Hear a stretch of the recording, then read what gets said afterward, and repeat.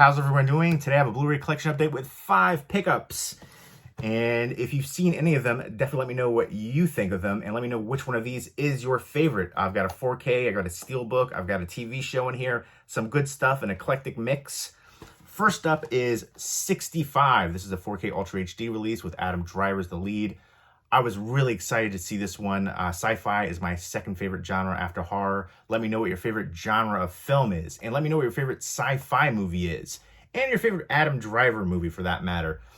This one though, to me, was disappointing. It falls flat.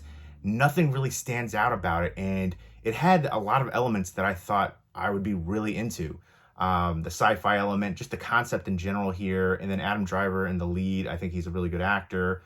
And he does shine here, and I do like the CG effects for the dinosaurs, but it misses the mark. It doesn't come to fruition fully, and it's basically about him being an astronaut, and his spaceship crashes, and he lands on Earth 65 million years ago, and him and this girl right here, this young girl who they don't speak the same language. They're the only survivors, and they have to fight to survive, and there's, fight against the dinosaurs and all the other creatures out abounds, and you have to suspend disbelief with most movies, but this one in particular a little bit more, especially with all the times that he gets injured, especially towards the end of the movie. And again, it has a lot of elements that I would normally enjoy, but I wanted to like it so much more than I did. I was bummed. I would say it's about average, and again, I like the directors too, Scott Beck and Brian Woods.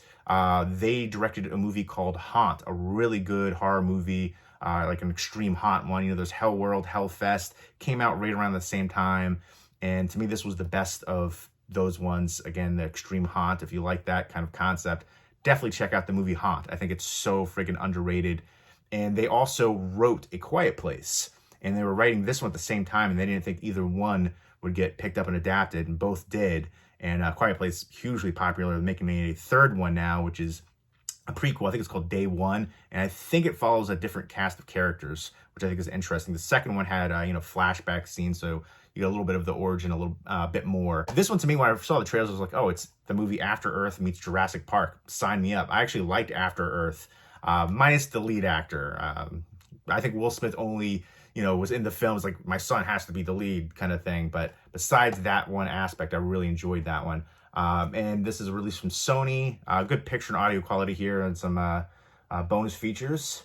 But yeah, I just wanted to like it a lot more than I did. Everything going on in this, the concept, the dinosaurs, it has so many elements that should work, and it just doesn't. And it's also produced by Sam Raimi, so a lot of people involved here that I typically love.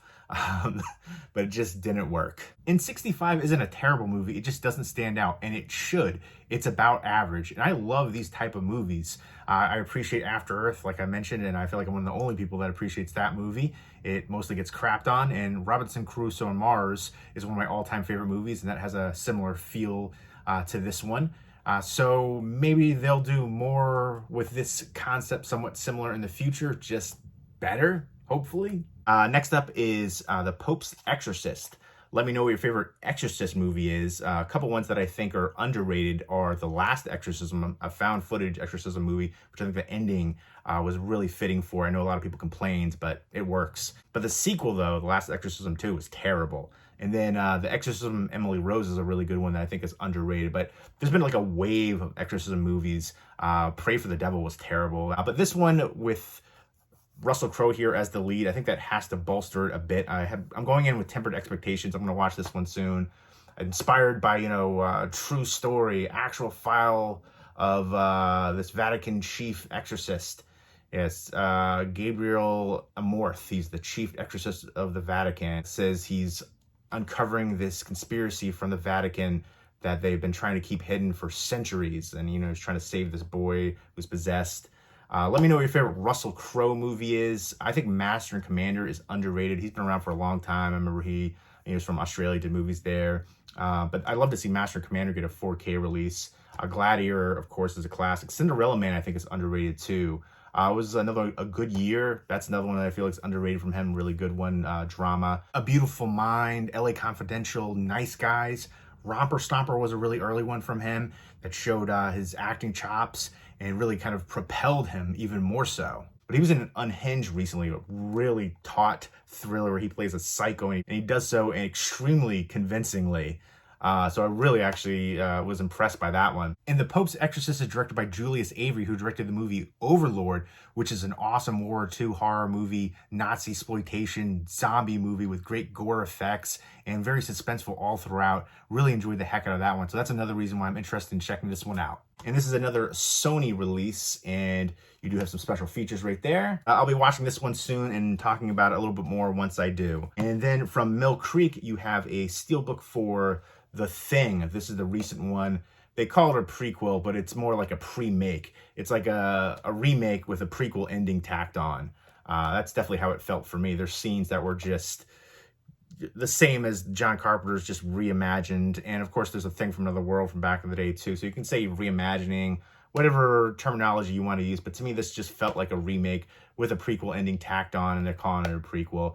I do like some of the cast here. It's a shame that we don't get to see like the director's initial intent for the movie, because they wanted to use practical effects and then the studio said no. So I think a lot of the CG effects unfortunately detracts from this movie. It's not a terrible movie, but when I watch it, it just makes me want to watch John Carpenter's The Thing. You know, the outpost in Antarctica, that feeling of isolation, paranoia, you know, the shape-shifting alien, who can you trust? John Carpenter's The Thing is my all-time favorite movie, with the Ennio Morricone score, Dean Cundey cinematography, just the cast there. I love that one so friggin' much. Rob Bottin's practical effects still stand the test of time. And you got a bevy of bonus features on this one. And I do like this slipcover for the Steelbook. Lionsgate has been super popular with it, but Mill Creek has been doing it for a long time. Mondo as well, where it reveals different artwork underneath the slipcover for the Steelbook. And I think it's practical too, because it protects the Steelbook. And there's the artwork, and It's Not Human Yet, The Thing. And then from the producers of Dawn of the Dead. But there you go. I do like the artwork for it. Here's the interior. You got the disc right there, and then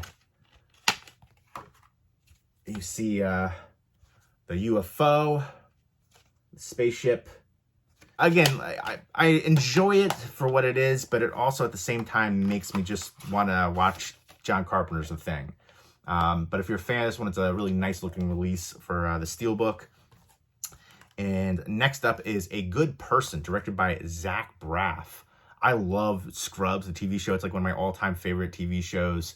And Garden State, also one that I thought was amazing. It was like a life-changing movie when I saw it. I live in New Jersey. The soundtrack was just so incredible to me. And I like the cast a lot in there too. Zach Braff and Natalie Portman, just everybody in there. And then he did another movie, High Cost of Living, where he acted in that one, which is a very similar theme to this movie, A Good Person, right here, with Florence Pugh and Morgan Freeman.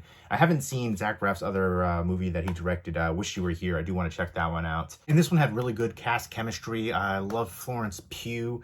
She was in some movies that I didn't enjoy, but I thought her acting performance was really good, and I wanted to see more from her. Midsommar, which I wasn't a fan of, but I love Ari Aster's Hereditary. To me, it's not just one of the creepiest movies of recent years, but of all time. That is a modern masterpiece for me. I haven't seen Beau is Afraid yet. The trailer didn't really appeal to me. Let me know what your favorite Florence Pugh movie is. Also, she was in Black Widow. She was my favorite part of Black Widow. And Don't Worry, Darling. I didn't really care for that one either, but again, her acting was awesome in it. And let me know what your favorite Morgan Freeman movie is outside of Seven and Shawshank Redemption, and Driving Miss Daisy. Like, those are some of like the ones that first come to mind. He was in a movie back in the day with Christopher Reeve called Street Smart, where he played a pimp named Fast Black. He's been around for a long, but he was great in that role. So many incredible performances from him throughout the years. He was actually the president in Deep Impact, which I recently rewatched. Love that one. Love it a lot more than Armageddon, which came out around the same time, and Armageddon got all the hype and praise. But it's about her getting into a car accident, and Florence Pugh was driving the car, and she gets into this accident while she's looking down on her phone. So it's kind of like a PSA for driving safety, which I think is actually a big thing right now with people hooked to their cell phones constantly. And in the car with her is her soon-to-be sister-in-law and brother-in-law. And unfortunately, they pass in the car accident, and she was engaged to his son, and her life is turned upside down. Everybody's life is turned upside down, and she's going through the grief and the guilt, and she gets addicted to painkillers and stuff like that. and great performance. And I know this movie got like a lot of negative reviews, but I thought it was incredible. One of my favorites so far of the year. Just the subject matter may be touchy for a lot of people dealing with addiction, loss, grief. But I feel like even if you haven't gone through like addiction issues, maybe you know somebody that has, or just it brings about feelings of loss, especially grief and things like that. So I feel like a lot of people can relate to that. It ends on a kind of like a mixed note, but I feel like it's a great journey.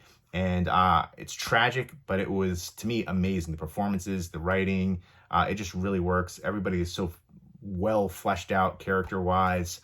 I thought it was incredible. And I love the little touches throughout that make it feel authentic, like the tattoo, and then the train set as well. I just thought that was really nice, the different analogies you can get from that. And great cast chemistry, too, between Morgan Freeman and Florence Pugh. And loved this one so friggin' much. I wish there were special features. There's no special features as a release from Warner Brothers. I'd love to hear audio commentary from Zach Braff or anybody involved in this film. But again, if you're looking for a bit of a depressing movie but a great drama, I would highly recommend A Good Person. Again, I got negative reviews, but I feel like the people didn't know what they were getting themselves into, perhaps. I watched the trailer. I knew exactly what to expect from this kind of movie, and it delivered, and then some. It was incredible for me. Great performance, subject matter that really hits you. And then next up is Sylvester Stallone in Tulsa King. This is a TV series on Paramount Plus. It's a Paramount release. And I heard Garrett Hedlund is in here too. I really like him as an actor. But he gets out of prison, he's in the mob, and they kind of don't want him to be around, so they ship him off to Tulsa, Oklahoma. He was from New York City, I believe, and they kind of like exile him by setting him in Tulsa. He gets this looks like a very motley crew, and because he doesn't think he can trust his other mafioso so-called friends. And this has 9 episodes and 90 minutes of bonus features right there. So it looks interesting. I like Sylvester Stallone a lot. Let me know what your favorite Sylvester Stallone movie is. Outside of, Expendables, they're doing a new one of that. Outside of, Rocky and Rambo, especially though. I recently rewatched Over the Top, which was a super entertaining one. Terry Funk in there. But looking forward to checking this one out. So once I do check out Tulsa King and The Pope's Exorcist, I'll be talking about them a little bit more in depth in a future video. But there you go. Those are the 5 pickups. Let me know if you've seen any of these and what you think of them. And let me know which one of these is your favorite. Leave me those comments down below. And hope everybody's doing well. Take care.